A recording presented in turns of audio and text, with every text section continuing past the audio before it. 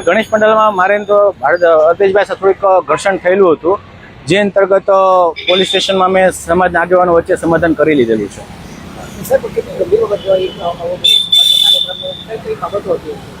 એમાં થોડુંક આરતીમાં માન સન્માન નહીં જોડવાનું એવું પણ હોઈ શકે, એની અમારી કદાચ ભૂલ હોઈ શકે અથવા એની ભૂલ હોઈ શકે, જે અંતર્ગત થોડું ઘર્ષણ થયેલું, પણ એ ઘર્ષણનો સુખદ અંત આવેલો છે.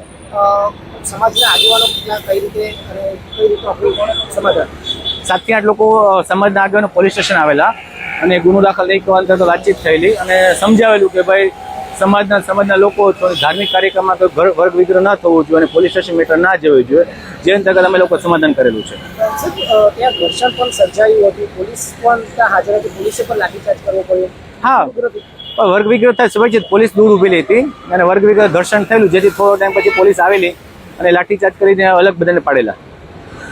હવે કોઈ આગળ કોઈ કામગીરી કરી તમારી શું છે બાબતો? હવે કોઈ તમારા તરફથી વાત? ના, હવે સમાધાન થઈ ચૂક્યું છે બંને વચ્ચે પોલીસ સ્ટેશનમાં જ, અને અમારે મનમાં કંઈ દુઃખ જેવું કંઈ છે.